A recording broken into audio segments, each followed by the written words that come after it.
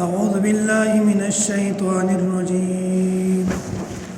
بسم الله الرحمن الرحيم.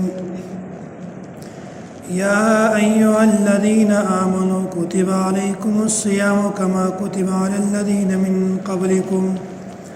لعلكم تتقون.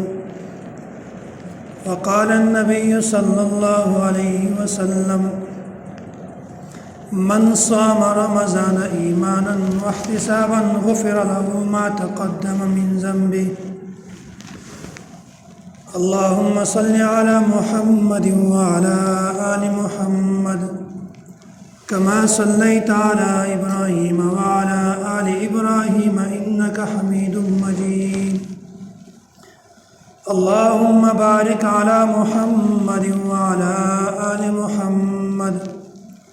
كما باركت على إبراهيم وعلى آل إبراهيم إنك حميد مجيد. دا کیم آیات چې مو تاسو مخکې تلاوت کړ، الله جل جلاله په دا کې فرمایي چې مو په هر انسان باندې په هر امت باندې رژې فرض کړي دي، لکه څرنګه چې په تیر نور امتینه باندې مو رژې فرض کړي دي. خو د دغه امت چې کوم رژادو او د نور امتې چې کوم رژادو د دغه په کیفیت کې هم فرق دی، په انداز کې هم فرق دی. مخکې چې کوم امتینه وي د یو امت او 40 ورځې رژه وه، د چاو نیمه ورځ رژه وه، د چاو د شپې رژه وه، د چاو د ورځې او د شپې 2 ساعته ټیمه رژه وه، د چاو په څه کیفیت کې رژه وه، او د چاو صرف خاموشي رژه وه چې خاموش او د اوداس ولکه دغه سړي چې رژه وي. خو الله جل جلاله په دغه امت باندې دومره فضل او کرم کړی دی چې یوه میاشتې رژې په دغه امت باندې فرض کړي دي. او بیا الله تعالی فرمایي لعلکم تتقون، دا رژې په تاسو باندې مې ځکه فرض کړي دي چې تاسو تقوا حاصله کړئ. مخکې هم دا خبره درته کړې ده چې هر عبادت چې یو انسان کو په دا کې د ریا پهلو وي، چې که یو سړی دا وایي چې دا عبادت د الله د پوره نه کو، بلکې په دا کې د دغه سړي خلق تشکر کول مقصود دی، په دا کې ریا دو. خو رژا یو داسې عبادت دی چې الله جل جلاله فرمایي چې زه د هر عبادت بدله دا په دنیا کې د انسان ته وروښایم چې دغه عبادت دره ثواب دی، دغه عبادت دره ثواب دی. فرشتې مقرره کړي دي چې میجو سړی وکړو د لمونځه دره ثواب دی، او که زکات یو سړی ورکړو د دغه دره ثواب دی، حج څوک وکړو د دغه دره ثواب دی. خو یو رژه داسې دی چې الله تعالی فرمایي چې دغه بدله چې کومه ده د دغه ثواب دا زه په خپله ورکوم. صرف فرشتې دا لیکي چې دغه انسان نن رژه ونیوله، دا میاشتې مکمله رژه ونیوله، او بیا الله تعالی په خپله د دغې رژې ثواب ورکوي. او بیا ډېر داس بزرګون تیر شوي دي چې د یغې په رژه کې داس معمول و چې مکمل رژه و د صرف په عبادت پورې خاص کړی و، په دا کې و د بل عبادت بل کور نه که صرف عبادت که تلاوت و که ذکر و که رژه و که ترویح و. شیخ الهند رحمت الله علیه دا یو بزرګ تیر شوی دی، د دغه دا معمول و چې پیراش پاوي او ترویح تراوله او صرف غایز پرشمی ته خلصېده، پرشمای وکړو فوراً بالمینځ کو، بیا په نبات بیا په عبادت باندې مشغول و. دا معمول دا تیر شه، بیا یوه ورځ دی د دغې ترویح نه چې پیراش په یو سړی ترویح کو، بیا خامخا په دغه باندې کمزورتیا هر چی په دغه باندې ډېره زیاته کمزورتیا راغله. د کور ولې مشوره ورته وکړله چې تو جسم ډېر نازک دی، پیراش په عبادت ته تو پورې مناسب نه دی، دغه نه ته کمزوري چې لږ د عبادت کم کا چې پیرا میاشت صرف عبادت وکړي. دا ورته وویل چې دا مو ته معلومات نشته چې زه پیرا میاشت ژوندی و که نه و، او دا میاشت په موږ باندې بیا روشي که نو شي والله علم چې د دغې میاشتې عبادت چا ته میلاو شي. خو د کور د ښځونو سره دا خبره نه ومنله، د خپل عبادت چې کوم و د ترویول په دغسې جاري ساتلی و. بیا د ده چې کوم کاري و ترویې ورکولې، دا ته یې وارزه د شیخ الهند د کور ښځونه پیغام ورولېږه د یوه ژوندکي په ذریعه سره. ورته وویل چې د میش خبره خو نه منې، ته یې وارز داس ګناه وکړه چې په عرض باندې ترویې کمه وکړي او د میش شیخ الهند رحمت الله علیه ته صحت میلاو شي. هغه نن شپه صرف آرام وکړو. بیا دای په دغه شپه باندې ورته راغی او شیخ الهند رحمت الله علیه ته وویل چې نن ترویې ډېره مختصر کړي ځکه چې د مو طبیعت نه ده صحیح. بیا د شیخ الهند رحمت الله علیه دا معمول و، دا عادت و چې د بل چا عذر وي ډېر زر قبلوه، د خپل ځون عذر وی نه قبلوه. پیرا شپه عبادت کو د صحت خیال یې نه ساته، خو بل چا و چې صرف معمولی عذر ورته پیش کو، دو د یو عذر خامخا قبلوه. د ښکاري ورته و چې د مو طبیعت نن صحیح نه دی، نن ترویې مختصر کی او بیا یوال یا دوه سي پورې تلاوت یې په ترویې کې وکړه. او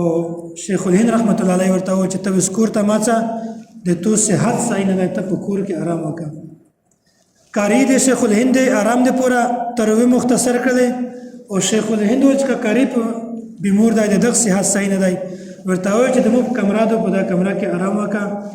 دا چې کله کمره ته ور شو او شیخ الهند رحمت الله علیه هم په دغه کمره کې و.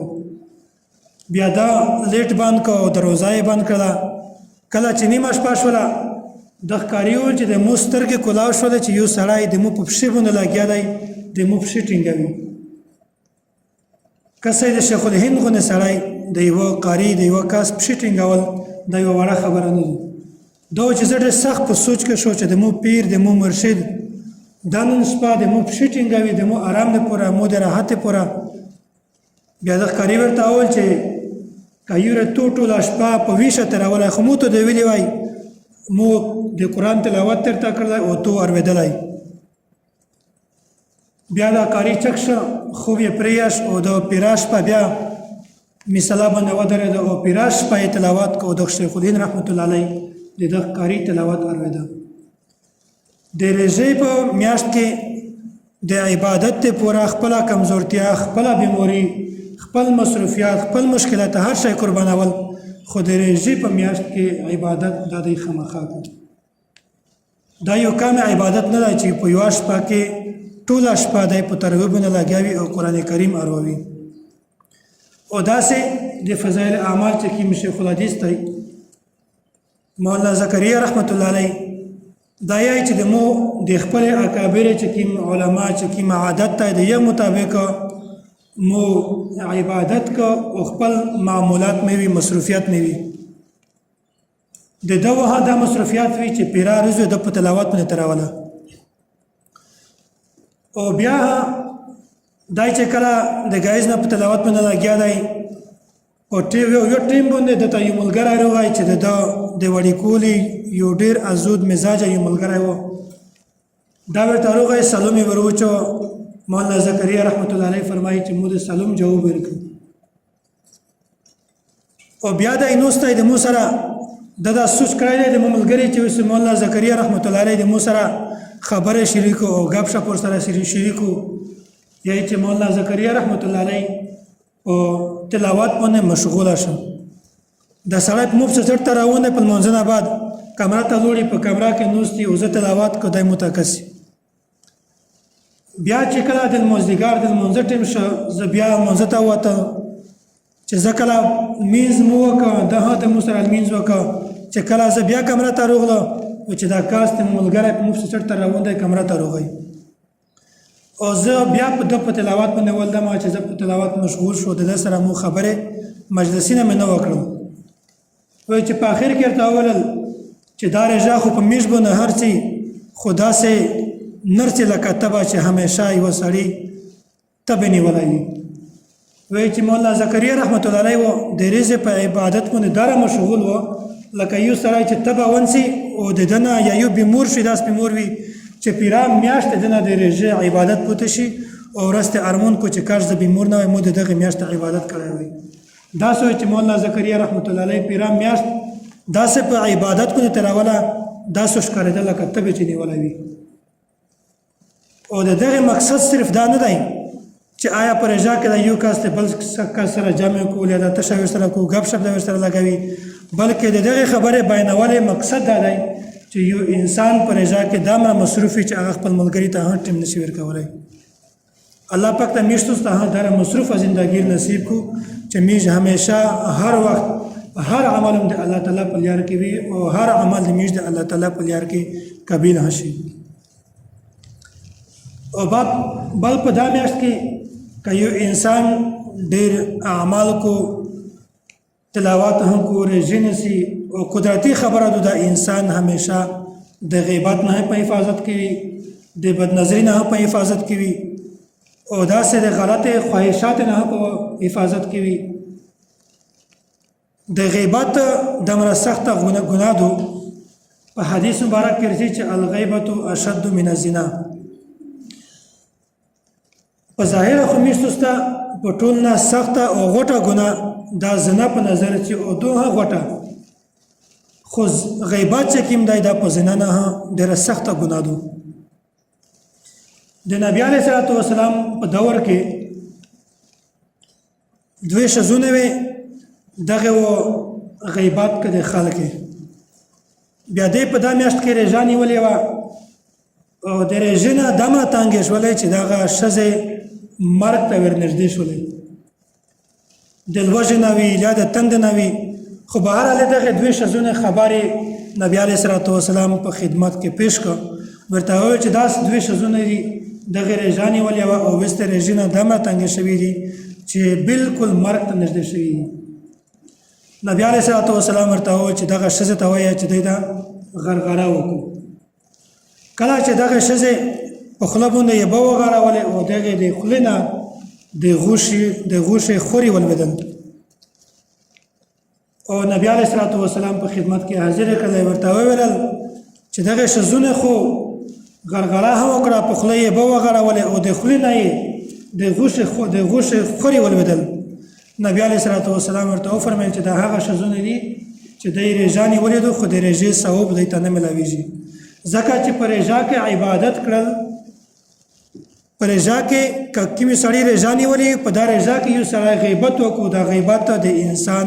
د رژې ټول ثواب ختم کوي او د دا غیبت دمره ګناه دی لکه د یوه مردور شي غوښه چې خوري. وایي چې دغه ښځې په رژه کې رژه نیولې ده په ظاهره، خو نه دی د یوه سړي یا د یوه ښځې د چا غیبت یې کړی دی. دغې د وجې نه دغه ښځې مثال چې کوم دی دا د میش دوست پوره یو عبرت دی. دا مثال ځکه پیش شو چې په روان امت کې داسې خلک چې هغه د خلک غیبت کو او د دوی د پوره دغه مثال د نبی علیه الصلاة والسلام د دور موجود وي. خو نن سبا بیا هم خلک د دغه لور سوچ نه کو، بلکې ټیم په دا پاس کوي چې کښېنه سره چې جمع وکړي او په جامع کې دا یې چې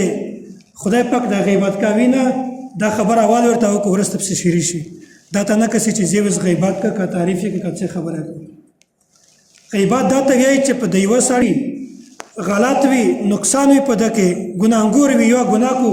او ته یوه سړي ته وایي چې دا سړی ګناه کو، دا سړی خو د شپې دا ګناه کو، د ورځې دا ګناه کو، د بل ټیم دا ګناه کو، لمونځ نه کو، دا د انسان غیبت ته وکړه. او که په یوه سړي کې دا شی نه موجود نه وي دغه بیا ورته بهتان او په تهمت باندې دا خبره ارځي، بلکې چې په یوه سړي کې غلطي موجوده وي یو سړي ته خپل یا د بل چا په مخ کې د یو انسان نقص او د یو کمی ما بیانوه. او دغه د رمضان مبارک میاشت چې کومه ده دغه دوه نومونه دي، یو نوم یې د دغه یوه معنا ده صفویي کړل او بله د دغه معنا ده سول. د دغه زه دوه مثالونه تاسو مخکې بیانوه، لکه څرنګه چې پیرا ریز یا پیرا میاشت پیرا هفته یو ګاډی وي دا وچلیږي په دا کې خیره هم جمع شي او دغه انجن هم سره کمزوری شي، داسې چې وسمه سټي نه یې خراب شي چې زه سروس سټیشن ته یې ورولم او د دغه ماشین د دغه ګاډي زه سروس وکړم او صفایي یې وکړم. داسې د میشتو جسم چې کوم دی دغه یو مشین دی یو ګاډی دی د دغه د صفویۍ دپاره الله جل جلاله په میشتو باندې د رمضان مبارک روژه فرض کړي دي په یو حدیث کې راځي چې د روژې چې کومې دا ورځ دی لاس ورځې دي په دا میانځ کې یا چې په دا کې الله جل جلاله د انسان هر ګناه معاف کوي چې لکه څرنګه چې د سروس سټیشن پرته اوس ګاډی بیا ګاډی خیرن وي چې دغه صفویۍ وشي داسې یا چې د رمضان مبارک په میاشت کې چې څوک روشي او څوک ژوندی په دا کې یا چې زون داس جوړ کو چې هغه د زون سروس سټیشن ته بوزي هغه سروس سټیشن ته شایدای د رمضان مبارک میاشتو چې پاکه دار عبادت کو چې د غوژینه هم صفا شي د سترګې هم صفا شي او د پیزا هم صفا شي د لوسینه هم صفا شي د پښې هم صفا شي دای په دا میاشت کې د ګناهي طرف ته لور نشي بدنظری نه وکړو د چا غیبت چا غلط خبره نه وروي فلمي نه وکسي ګناهي نه وکړو یا چې دا سړی دا هم پرېژا کې د دغه ګناهي نه الله جل جلاله صفا کوي او دا سې د رژې یو معنا دو سول چې دا رژا دا میاشت کې چې الله جل جلاله د یو انسان د سترګې دا پرېژا کې سړی د رژې د وجنه یا چې لکه څرنګه چې یو سړی په کمره کې ایر کنډیشن ولګوي اے سی ولګوي او دا بیا دروازې خلاصې پرېږدي کړکۍ خلاصې پرېږدي هر سړی ودته یې چې دا پاگل وکسه د اے سی لګولی دی او کمره کړکۍ یې هم خلاصې پرېښي دي او دروازه یې هم خلاصې پرېښي دي هر سړی ودته یې چې ته کما کلي ځکه چې اے سی وي د دغه لپاره چې ته کمره سړه کې دروازې باندې کې کړکۍ باندې کې یا چې د رمضان مبارک میاشت کې مادو دا د انسان د پورا د ایر کنډیشن مثال دی چې په یو سړی باندې دا میاشت روشي او د غوژینه هم کولاوي د سترګې هم کولاوي د په سترګې بدنظري کو په غوژینه باندې غلط شی نه وروي د پښې د ګناهي طرف ته روان وي د په لوسینه باندې ګناهي نه کو د عقل د سوچ همیشه په ګناهي نه کې مصروف وي یا چې دا سړی ته همیشه بل سړی چې ته کما کوي بیوقوف انساني ته د پورا ایر کنډیشن لګیدل دی او د ایر کنډیشن اول ته فائدہ وي چې میشتو سره ژاون شي او په دا رژا کې میشتو د ګناه د سترګې بدنظري نه وکي یو غانا نه وکسي فلم نه وکسي بلکې علما خدا لیکلي چې غانا او فلم نه بغیر هغه شی نه چې انسان د ضرورت نه وي بلکې لا یعنی او فضول شی نه وي د دغه قتل هم په درجه کې مناسب نه دي ګناه نه وي خدا میاشت صرف ته عبادت ته پوره ده دغه شی قتل د پرانه دو یا چې په دا میاشت کې څوک رضای نیولې وي او دا یو د سترګې حفاظت هم کو ځکه چې سترګې خلاص وي هر سړی ودته یې چې بدنظري کې د رژې نیولې د هیڅ فایده نشته دا په غوژینه د چا غیبت وروي هر سړی ودته چې پاګلې دا رژا چې کی مادو دغه مثال د ایر کنډیشن دی تو په غوژینه باندې غیبت ورو د دغه رژې د هیڅ فایده نشته دا څنګه په پښې باندې ګناهي نه کو په لوس باندې ګناهي نه کو هر انسان ودته یې چې ته پاګلې نو دغه رژې چې کی مثال دی دا د ایر کنډیشن هداي چې تاسو خله پیزا سترګې هر شی دا تاسو د ګناه نه وسوتئ او دغه مثال د سروس سټیشن هداي چې په د میاشت کې میز خپل زون د هر اعضا ګناه نه چې کیم دي دا د الله جل جلاله د بخښنې ذریعہ جوړ شي او په د میاشت کې بلکې د نبی علیه الصلاۃ والسلام خو معمول دا و چې دا کله درې ورځې مسلسل په ډاک نس باندې خوراک نه کړی کله چې دوی ورځې په ډاک نس خوراک وکړ یو ورځ د بیا فقا کړه یو ورځ ډاک نس خوراک وکړ په میانس کې بیا فقا او بیا ډاک نس نبی علیه الصلاۃ والسلام کله درې ورځې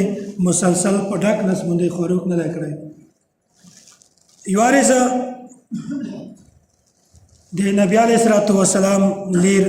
فاطمه الزهرا رضی الله تعالی عنها د نبی علیه الصلاۃ والسلام په خدمت کې حاضر شو دا ورته ویل چې نن خو حضرت علی کرم الله وجهه څه دونار وړي و بیا مو دغه نه څه ماړی پاخې کړلې او ورته ویل چې د هر کس په حصہ کې یو ماړی ورسېده د مو په حصہ کې یو ماړی ورسېده خو مو نیمه ماړی وخوړه او نیمه ماړی مې دا زه تو ته هدیه کوه د تو په خدمت کې زه پیش کوم. او هدیه داستو چې که یو سړی چاته هدیه ورکو دغه انکار کړل هم د مناسب نه دي، بلکې دغه انکار هم نشي، ځکه فاطمه الزهرا رضی الله تعالی عنها ورته وویل چې زه د تو په خدمت کې دا نیمه مړۍ دا هدیه کوم. نبی علیه الصلاة والسلام چې کله دغه مړۍ ور وخستله او د دغه نه یې خوشان پرې کړ، نبی علیه الصلاة والسلام خوله ته وړله او ورته وفرمیل په یغ ذات مې دا قسم وي چې د یغ په قبضه قدرت کې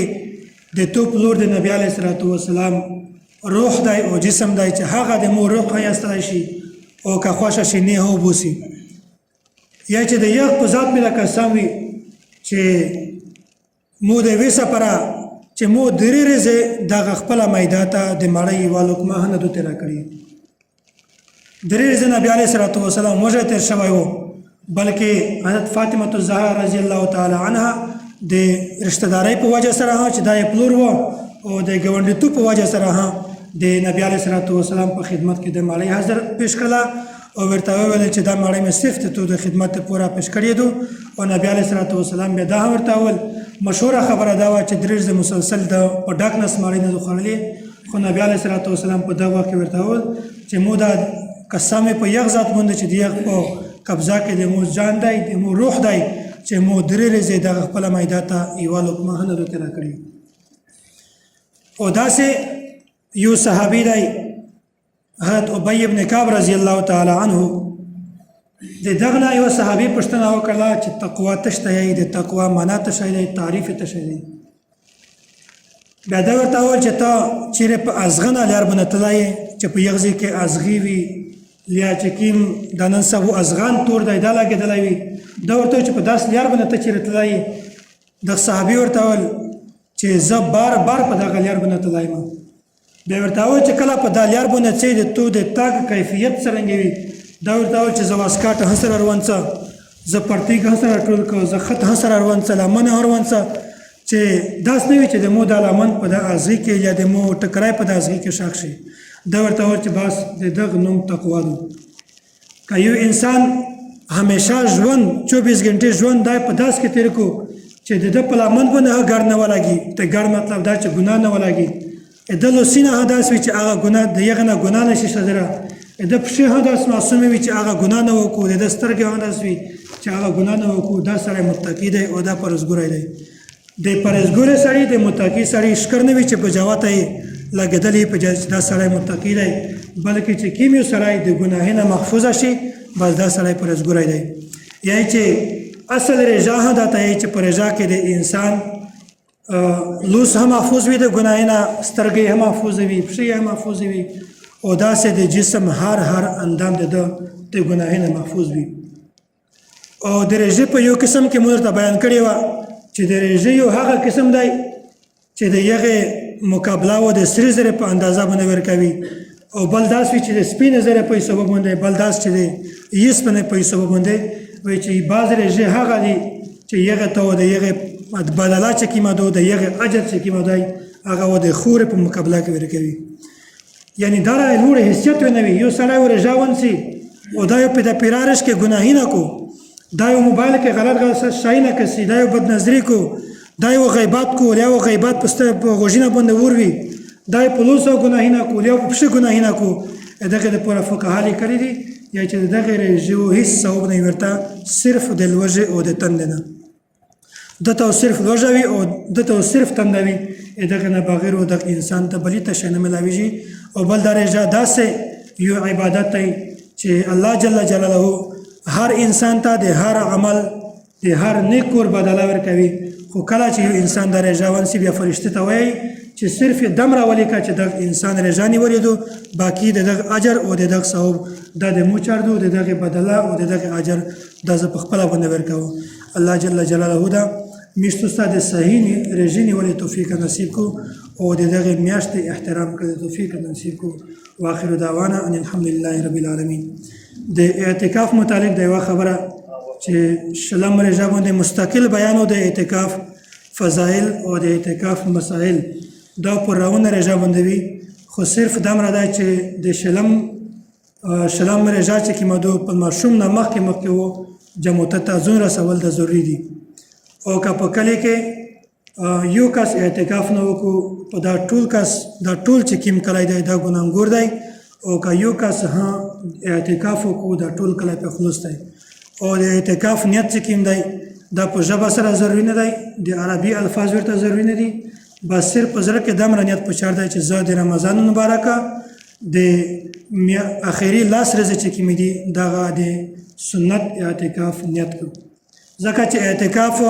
یوه ګنټه هم شي یوه ورځ هم شي درې ورځې هم شي په اونۍ کې د دغه رواج نشته په پنجاب کې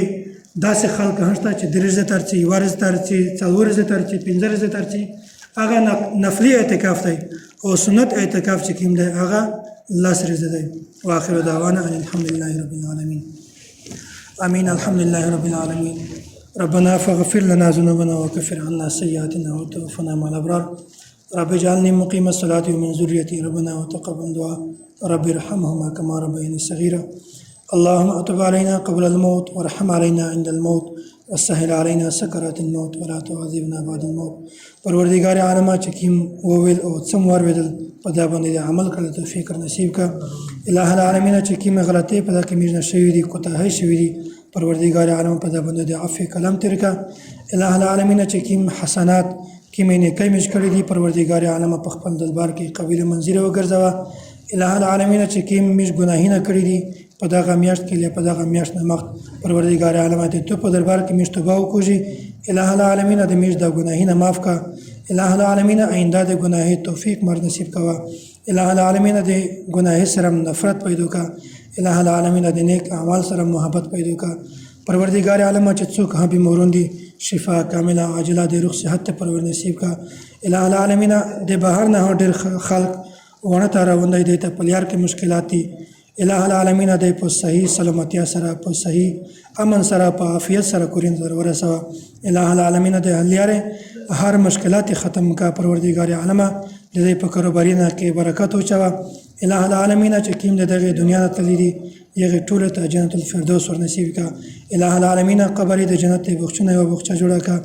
الہ العالمین چې څوره ځوانون دي یا بوډاګون دغه دنیا ته تللی پروردگار عالم جنت الفردوس پر نصیب کا الہ العالمین د نبی علیہ الصلوۃ والسلام شفاعت پر نصیب کا پروردگار عالم نبی علیہ الصلوۃ والسلام چې کیمه د خیر او د امن عافیت دا وکړي دی پاک دې میږي حساب کا کیم شرور او د آفات نه پناه غوښتل مشته دیغه نه پناه نصیب کا وصلی الله تعالی علی خیر خلقی محمد و علیه